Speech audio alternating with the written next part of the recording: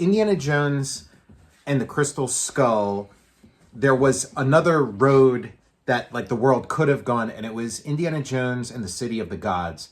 And you sent me like the script for it. Yeah. So like, what was the story behind it? So, Frank Darabont, he wrote Shawshank Redemption. A couple of my also favorite genre movies, like he wrote Nightmare on Elm Street 3, The Dream Warriors. Okay. Fly 2, which is batshit crazy. I've never seen The Fly 2. We'll have to do that. That'll be a great one. It's super gross. Okay. Don't eat Thanksgiving feast before. Okay. Yeah. And then The Blob, 88, I believe. So I think he worked on The Walking Dead. Okay. But he's also no stranger to Indy. He did like 8 episodes of the Young Indiana Jones Chronicles too. Mm-hmm. Yeah, I've been revisiting those recently because they're on Disney Plus, I think, right now. They're on one of the, or Paramount. They're on one of the, but that's where I recently, because I never saw the Young Indiana Jones episode with Harrison Ford in it. Yeah. Until now. He has the beard, the luscious beard. Mm-hmm. I think he was on a break shooting The Fugitive, and did that. That's why he has. Yeah, and it's like, oh, Harrison Ford's all washed up. It's like, what, 1990? 92. Holy shit. Yeah, it's he looks so good. Yeah. Like, oh my God. At least we got an indie pop up then. So Frank Darabont he wrote this 2002, 2003. I think the draft is 2003. Mm-hmm. And George Lucas had the idea.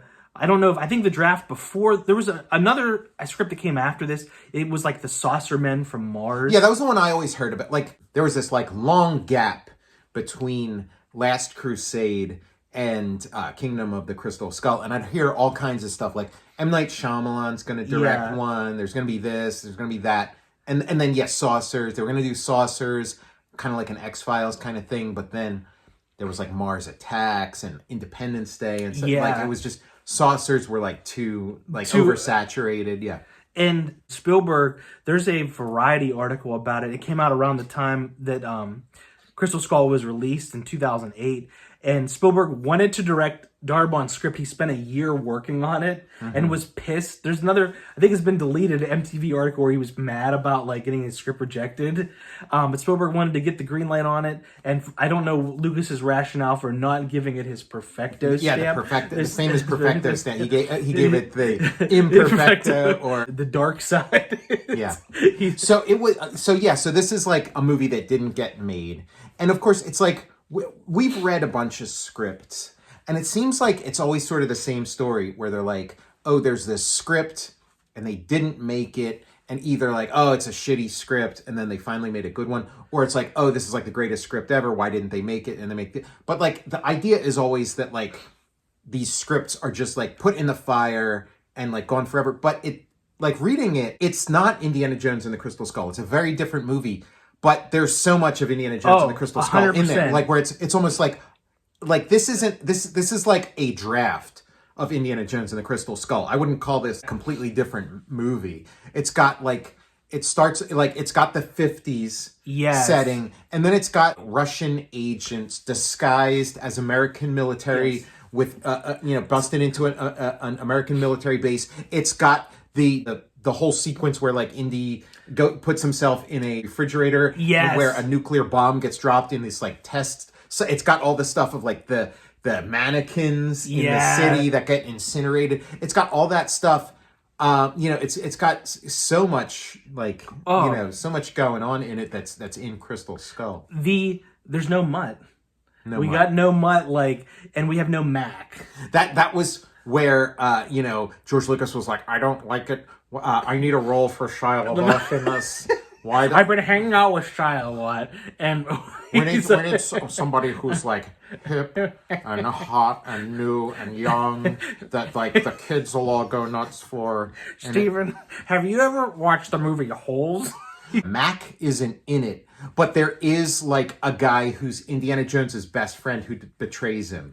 Oh yes, so one of the main things I love about it is that in the Crystal Skull movie, like, they have no Nazis in this. We're gonna have it's gonna be Cold War. Yeah. But they use the Russian it's more there's more. It's like if Russians are going to be in the Indy movie, they're spies. Right. There's more espionage, like where yeah, it's not like all because it's a Cold War. It's not like an all-out war. Yeah. So they use that appropriately, and like so in the beginning, Indy's like he's in like New Mexico or wherever at a camp, and he's hanging with Yuri, who becomes the big bad pretty much of the movie. Yeah. It's so fun that like he's like Indy's like buddy.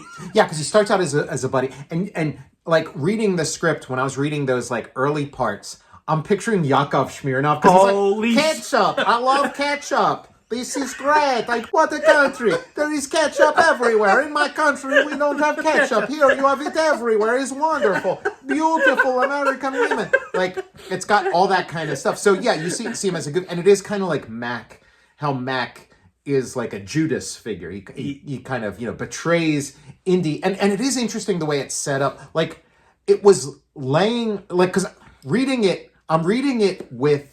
George Lucas in mind because I'm thinking like, okay, where's George Lucas? Like, no. And it is like they do lay a lot of groundwork. They lay a lot of track, but it does pay off. But yeah, with Yuri, so like the Yuri, it's like, okay, all the stuff with him and Yuri at the Rocket Diner, and they got the ketchup and stuff, and they're doing their digs. I could see George Lucas like looking at his watch, like getting impatient. It's like, you know what? And it also has like the young kids in their souped up hot rods. It's just it doesn't like they're just kind of there as like background elements in City of the Gods, but like they become like part of a little more important in it in Crystal Skull. But like the Yuri stuff is really good. The way it sets things up is really nice too. Like I felt more involved in the story of City of the Gods than I felt involved in the story of Crystal Skull, and like and like the emotions and Indy's journey, like and maybe that's part of George's vision for this is that no, like Indy shouldn't have like any kind of big emotional journey or arc. Like it should be very glib and surface. Like maybe that's part of his vision, and it's like, oh, this is getting a little too like real, a little too, but like so it lays and Indiana Jones is older. He's not having adventures anymore. Yeah. He's not having adventures, and like it's sort of written that way. And he's just like digging up old pottery and dusting it off. And he's like, Yuri, you've been spending a lot of time digging, and I haven't seen you come back with anything. Like I've got all these cool pots, and he's not. And then it turns out he's like digging a tunnel like into this army base and stuff. And like Indy has this flute, and he plays "Take the A Train" on it. And I was thinking back that's a callback to his musical abilities in Mystery of the Blues from Indiana Young Indiana Jones Chronicles. Yeah, with Harrison Ford. Yeah, like it was, and so like that and Crystal Skull have this like 50s setting, and they have a little bit of like Cold War paranoia and like the Red Scare. They have a little bit of that in it, and like blacklisting and stuff, but it feels a lot more sort of surface level and just kind of like just there to be there in Crystal Skull. But in City of the Gods, it felt a lot more part of where like Indiana Jones is like really getting raked over the coals, being interrogated, being followed, and it felt like there were real consequences too. And then he gets suspended, and again that happens in Crystal Skull too. But it just sort of makes more sense, and it's given a little more time for you to feel it. And then there's a really wonderful sequence. Oh my God, at the college. And again, it's like Indiana Jones, he's not an action hero anymore. He's old. Like they're adjusting the story for, the reality of sort of Harrison Ford and the character. And so yeah, he gets fired. It's called like an extended leave of absence, and he gets drunk. And he gets drunk. Great. He goes into the museum. The museum we've heard about. Yes. That he's contributing all these artifacts to.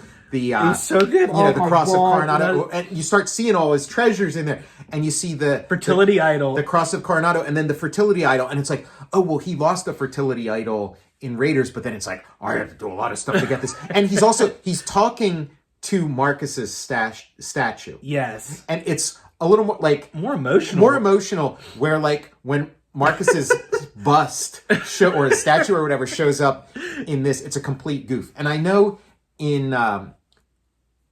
in Last Crusade, they kind of made Marcus's character into more of a buffoon and stuff. But still, it's like you could still play it different. And I like the way they play. Like, it's just a throwaway joke in Crystal Skull. But in City of the Gods, it's got like real weight. He's like talking to like Indy's drunk. He's talking to the statue, and then he decides he's gonna steal all the treasures that he wanted, and so then you have a replay of like the sandbag and like, except he's trying to grab it without activating the I love alarm. it. Yeah. But also Indy gets into the this like the, I don't know what you call it, we're like in the museum behind the glass. Yeah. So Indy literally he's like, I belongs in a museum. Yeah. So do you. He's So like, do you. he's literally in the exhibit. It's so great. It was so funny. All this great stuff. And there's that guy they keep calling the Thin Man, that like cool looking villain. He's like, I think that you do get a little he's like a I can't remember if he's like a Nazi or something. He has like a I don't know if they ever like spell out like what his deal is, because he's like, I'm gonna tell all, and then he dies. But like it does have like the Cold War paranoia is kind of amped up, because like there's all these guys trailing him, and then the one FBI agent that's sent to trail him says, look, I actually think you're getting a raw deal. And just as like Indy's getting a little bit of relief, that guy gets shot. You know? And then Indy's getting blamed, like Indiana, and then there's newspaper articles about Indiana Jones being this like possible, spy and stuff, because his relationship with Yuri, like when they're kind of giving him a little bit of a hard time in Crystal Skull, it's like, well, what the fuck are you guys talking about? Yeah. But in Crystal Skull, in City of the Gods, like he really is like good friends with this Yuri who turns out to be a spy, and so it does look pretty bad for him. And the what a great sequence too at the warehouse. I thought the warehouse wasn't spelled out as like Area 51, right? With those rockets that would like lined up, and they were like lighting up, like, and then they go it naturally goes in the rocket sled, and then they get to the nuclear test site, and it felt more natural too than just him wandering into it. Yeah. Like everything just played naturally, and then he goes to college. Great scene too. It felt like Batman '89 up in the bell tower, where he fights that guy with like those statues on a track. Like that's, and they're like also like his relationship with his students, that he's this like beloved teacher, like that plays out too. Like it when he gets put on his leave of absence, like it really does feel like it feels more consequential. Like, it's not like, hey, let's get this stuff out of the way so Indiana Jones can like put on his hat and go on an adventure. Like it felt like this is his life, it means something to him. And especially more so now, because they keep driving home in the script about how his adventures are over. Like he's an old man, and I like how and his dad, Sean Connery shows up. And that's something I had heard about, that like various drafts, Sean Connery shows up, and they ultimately decided not to put him in it because, like, he's just pulling focus too. Like, the second you see Sean Connery, you're like, okay, let's go. And then he stays behind. It kind of happens in Dial of Destiny, where Sala shows up and it's like, oh, yeah. And they're like, sorry, Sala, you're staying home. But the scene with him is pretty great. So and you good. see, like, progress they've made with their relationship since Last Crusade and stuff, and like they're much more involved with each other, and but they still kind of butt heads. And 2003, when this draft, they're like, we're gonna get this made right away. That same year, Connery was starring in League of Extraordinary Gentlemen, so he was still in the business. They hope they and that was his last role, wasn't it? Yeah, League of and it's like, maybe if he would have had like a happy experience as a cameo in an Indiana Jones movie, maybe he wouldn't have retired. And so Indy hits the road, and then he goes, and he has to, like in Crystal Skull, it's like the new Marcus, like the guy who's taken over for Marcus, is like, don't worry, Indy, everything's gonna be okay. We got your ass covered. This is all just there's no stuff. Like consequences. No consequences, but like Indy has to get out, because there's a body count growing that he's getting blamed for, like in City of Gods, and he has to leave.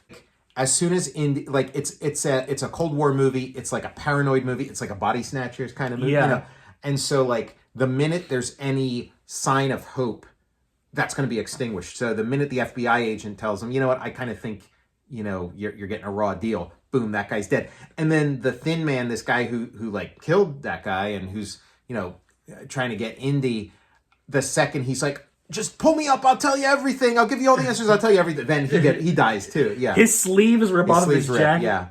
Yeah, he falls down sleeveless with his like muscle. It turns out he's not so thin after he's got these like he's like real jacked arms. Kind of like Channing Tatum's Lincoln. When he's falling and he's like, damn, I gotta hit the gym. As the guy's falling, he keeps flexing on the way down. He's doing like various poses. He's doing a pose down as he falls, as he like pirouettes down. I don't think I've ever... And then in the script, he changes from the thin man to the jacked arm man.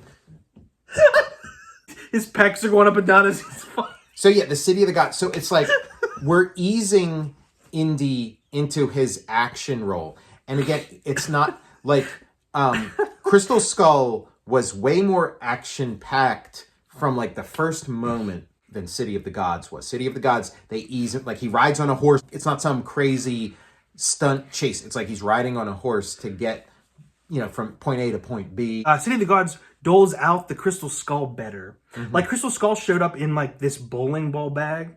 Yeah, because there's this great setup too. There's like they're passing around this thing, and it's a plaid bowling ball bag, very 50s, and very like innocuous and unassuming. And you're like, what's in there? What's in there? And then when it turns out to be the Crystal Skull, what a great reveal! And like, so Indy then has to like he has Yuri's like key, and it takes him to Peru with the skull. And he's to meet somebody. Yeah, because Yuri's got like a key for like a locker, which is like one of those like standard like movie spy kind of movie things. Stuff. Yeah, it's Harrison Ford. It's Indiana Jones in like North by Northwest or something. So good. Oh my god! And like, so then he goes down and he meets. It's his meeting. His meetup person is Marion, and she's going on the expedition for the Crystal Skull, and. Yeah, it just feels like the point A to point B to point C just feels more logical. It makes more sense. It's got more of a natural flow. Where this is like, okay, time for the big scene. Here's the big scene with this person. Here's the big set piece. Here's the this. Like it doesn't. It's interesting that like to have a movie like make less sense and have less connective tissue with each draft. You know? Like they had this thing that had all the connective tissue and then they kind of throw it away and like, let's make this make less sense. Let's make this, because Crystal Skull it's very unnatural. Like it feels very stagey and very fake, like compared to all the other Indiana Jones movies. It's like which I think is maybe what Lucas is looking for. He doesn't want naturalism. Like City of the Gods was a lot more. It was like the most naturalistic of any of the Indiana Jones movies. It really was, and like it was nice to like, even if it felt more like the Time Life, Mysteries of the Unknown stuff, where it was such a slow rollout with the like. It's like, what's going on here? What's happening? And then like they get down to that camp and Marion's married to another archaeologist who like also knows about Indiana Jones. Your ex. And your asshole ex. Who you tell me all these stories about what a piece of shit he is. His name's like Blasco. Oxley is in it as well, and they've kept him in a cage. And there was like they keep talking about this Oxley expedition that they don't mention. They kind of like briefly mention it here in Crystal Skull, and like, but they keep mentioning. I'm like getting goosebumps. Like the Oxley expedition, they went missing like 3 years prior, and no one, there's no survivors from it. But Oxley has like a connection to what he saw there, so they have him in like this like cage, and they're using him to like lead him. But all the while Yuri is still like on his trail. It's hilarious. There's an action scene with they like Indy flies in his plane. This would have been like an all-time action sequence, because like the setup could be like practical stunt work, like wing walking. Like you always see that at like air shows or like stunt work. I mean I think we saw that in the Mr. Rogers Incredible Hulk episode. I think they were filming like a wing walking scene. Oh my god, it's the best. Where the Farinos up there. So like Yuri shows up behind them, and there's scenes where like Indy is in Yuri's plane, and there's a part where like Yuri turns the plane upside down and he's like hanging. Then Indy manages to get back in the plane, turn it upside down, and Yuri falls out. Yeah, great. Yeah, like great old. And again, like going back to the serials. Yeah, and and Yuri as the enemy is really good too, because it's like there's real betrayal there that we haven't seen in an Indiana Jones movie. No. We haven't seen like a villain where it's like a real knife in the back, because in the beginning, again, like Yakov Smirnoff or something, like so like buddy. Yeah, the scenes with him and Yuri are so kind of like funny, and like They're these great. guys are buddies. And Indiana Jones is in a different phase of his life, and he's got this real, character that and so then to have that guy be the head, like it's one thing like Mac or whatever, where Mac is just sort of in the mix, but to have that guy be the it would be like if Balak was like his best friend or something, or if like or if instead of just being like adversaries from day one, or if Cate Blanchett were the Yuri. Yes. Like if she was kind of like Indy's best friend, like a fellow archaeologist who he struck up this like real friendship with, and then she turns out to be this, That would have it would have been a great meal for like, I wonder what actor would have played him. And like, not Yakov Smirnoff. He's like, Spielberg's like, have you seen this movie Moscow on the Hudson? It's Robin Williams. Maybe. I mean, Robin Williams. Yeah, that I mean, man. Yeah, that talk about pull focus. Like it would just be a different movie if you had Robin Williams. But no, like I mean, and that would be that would just be like a great character actor role. Oh yeah, like he's so funny. Like when he drops out of the plane, you think he's dead. They're flying, and Yuri parachutes into view with a machine gun and like damages their plane. He's like the Terminator. He keeps like, it's so hilarious. Another movie that kind of like felt like it took a little bit from it, but it was the 2009 King Kong, Peter Jackson's, because they're like, as they get closer to the city in this movie, the insects get bigger and weirder. And they're like, that's a big firefly, or not firefly, big dragonfly, or that's a huge snake. And there's a part with the ants. The ants are giant, like 9-inch ants. Well, again, like part of like George's vision for like what became Kingdom of the Crystal Skull was, we're done with the 40s. Indiana Jones has moved into the 50s. And so not only is it a new era just for him as a character plot-wise, but it's a new era of pulp that we're referencing. We're not referencing 1940s pulp or 1930s pulp. Now we're referencing 1950s pulp, which would be flying saucer movies, which would be giant ant movies. They're doing like the 50s B-movie, so we're going to hit that, And so the giant ant thing just makes so much sense. Perfect. In a way that like the ants in Crystal Skull felt very random. Yeah. It's like my least favorite segment of the movie. Kind of stops it dead in its tracks. Yeah, it's like, what the heck? Like, why and where? Like, everything's a build up. Like they're like teasing out the big insects. Yeah, and whatever problem, because like I kind of understand why I kind of understand why George Lucas might have had a problem with it, where it's like, okay, we need a big thing here, or we need a big thing here, or we need, but it's like, I feel like you could have taken that structure and just been like, okay, let's stick this thing here. You could have just added some, peppered it. You didn't have to like kind of rip out all the connective tissue, It put the kibosh on it, like there's a great chase with instead of the duck boats they have or like the boat cars, there's a scene where like the regular vehicles fall into the river, and they're kind of like sort of not quite driving these, like everybody's in the river in different vehicles, like it's like a chase. I feel like we've seen that in a movie. I'm trying to think what movie it was, but I feel like that like we watched a movie recently, like possibly even for the show, where like a bunch of cars end up in the water river. and they start You're chasing. right, Tom. What maybe, was maybe, that? Maybe it was like a Marvel movie or something. Maybe. Yes. Maybe it's Shang-Chi or something. I think you're right. Okay, yeah, maybe that was it. But I remember there being a movie where like a car chase kind of happens with like some cars driving in the water. We'll have to figure out what that is. And Indy gets out of the river on his horse and is being shot at across the river, gets back in. I was like, this is staged so great. Spielberg would have done it was like a worse version in this of that. It turns out there's a heel turn.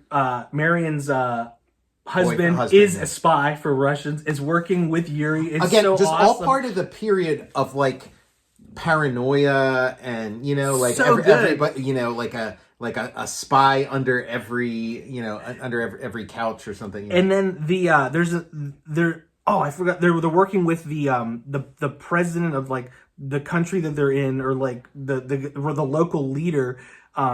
Anything you find, any treasures are like his property. Mm-hmm. And there's a great scene where Yuri convinces him to like team up to go after Jones. And the scene is amazing because the president has a noose in his hand and he's throwing it on different things, and like there's a statue, and then he throws it on a gun, then he throws it on around Yuri, and it's like Spielberg could have like done something strange like with that scene. From what I understand, like George was the one really pushing for like the 50s B-movie aspects of it. He was the one really pushing for it. But then Crystal Skull, it's like it doesn't feel like that at all. No. Like it feels like a rerun of like Raiders and Last Crusade. It doesn't have that era, but this script has that era. Like so nailed down. Yeah. And like they pulled stuff definitely from this, but it's like out of context in here. Yeah, and so it just becomes like, okay, here's what we're doing now, as opposed to like this growth. Yeah, the ant thing, that's a real bummer. It's such a bummer. Yeah, because again, like that's the weakest part of Crystal Skull, but it like just feels so like part of the cohesive whole of it. Like I can see why Darabont would be so frustrated. Now, is Darabont, does he have like a credit in this as like? I don't know if he's because that's ridiculous because there's so much of his script in this. He was mad, and there was an article that I was trying to locate where he was talking about how pissed he was. Like the Vanity Fair article mentions he spent a year working on the script, and like it was ready to go. And again, like whatever George thought was like missing, some of that stuff you can kind of like add on the set, or you could tinker with it, but it was like so ready to go. Because like they say like you're not, and the hardest thing is like an emotional through line, and this has that. And then the way they treat the interdimensional beings at the end, like they make it there, and they're like awakened from their like slumber, and then it felt like the space jockey kind of from Aliens, like this like crusty like alien thing there, and then the skulls they died and transferred their energy into these skulls, and then it's kind of like the genie like three wishes, like Indy, Marion's husband. Oh, that's what I meant. There's there's another like Nazi German like character. He could be like he's like a Boys from Brazil kind of like scenario, right. Where I feels like Voeller's character was this guy from this script that they like repurposed for Dial of Destiny, but he's one of the explorers, and a couple others, and the aliens like ask them the president's there, and the aliens ask them what they want, and Indy frees himself by like he wants Marion, so he like gets pulled away and doesn't like the other guys. Like got one guy, his head explodes because he wants like to know everything. The other guy's like becomes like it like great ending that's akin to the ending of Raiders. Where you have this encounter with the cosmic, and if you're like not worthy or whatever, you're it was such a great ending. I was like, this is like because again the ending is weak in Crystal Skull also. Indy, because he wants Marion, and the other guys like they see the cosmic and they get destroyed in different ways. And, like it was awesome, and then the ship takes off, but then like something happens, it like wrecks, it lands back down, and there's an explosion, like another mushroom cloud callback, and they say that the government says it was like an atom bomb went off in the jungle, and it was such a great fucking way they like pulled that, like if the aliens are gonna be in the Indy movie, that's the way to do it. Yeah, it was a disappointment. Yeah, like to not see it. Just like when I'm writing and like, man, it's so hard to like find to like get to the place where this script gets to. This script gets to a place where like just everything works. There's emotional investment in everything that's happening. It built like all the scenes are in the right place. Like I couldn't imagine like just balling that up, It's sickening. There's a part too, like the aqueduct makes sense. Remember how there's like the water flowing through in here? In this one, the one guy like gets electrocuted and they're like, what the heck? This is electrified. The water was powering like a primitive like an electric jet system. Yeah, which is like, that really fits awesome. The Indiana Jones thing, and then moving it forward and stuff. Yeah. What a cool ending, too. Yeah, so like a lot of these scripts we read, it's like the script exists. You can read it. If you're willing to read, you can read this script and have this like alternate Indiana Jones movie going on in your head, at least, You definitely got to read it. There's so many great jokes and like subtle stuff that you run into, and then Yuri there's a part where they have to team up again together, him and Jones, and they're like, well, that's like with the Thin Man part. Even there's a moment where they realize they're both of their lives are dependent on each other, so they got to at least team up in that moment. The connection between Yuri and Indiana Jones, like you do feel it in the beginning. So like you can sort of play on that as the movie goes on of like, okay, how much of this was like a genuine friendship? How much of this was just like a cover for this spy operation? And obviously in all these like sort of undercover stories, that's always an element is like, sometimes you get emotionally caught up when you're not supposed to. And, so. And then there's the wedding at the end. Mm-hmm. And you got Sean Connery. He would be doing a song, half drunk, singing. It was such a great wedding. It was like an open air wedding. It was awesome. Yeah, this is like a very like traditional church wedding. Very cool. And this was the first time you read it. Like, yeah. Okay. Yeah. No, it was first a lot of fun. Time read. We have so much fun reading these scripts. It's such a blast. Our holy grail is the Ghostbusters script. Oh, like God. If we could read that, the Ghostbusters script that like has not leaked of back before Ghostbusters became more grounded and was just this like space opera, this time traveling space opera. Dan Aykroyd, please. Yeah, Dan Aykroyd, you're welcome to come on the show and bring the script with you. A bottle of Crystal Head vodka. Yeah. Speaking of the Crystal Skull. I'm Tom Scioli, author of Jack Kirby: The Epic Life of the King of Comics, and I Am Stan, a graphic biography of the legendary Stan Lee, and also coming in September from Image Comics, Jack Kirby's Star Warriors, starring Adam Starr and the Solar Legion. And there are pre-order links in the show notes below for all 3 of those books. I'm Matt Zeoli. And please follow me on Twitter at Tom Scioli. Follow me on Instagram at Tom_Scioli. And support my Patreon. Go to patreon.com and search Tom Scioli. Follow the show on Instagram at total_recall_show. And we'll see you in the space between spaces. Yeah.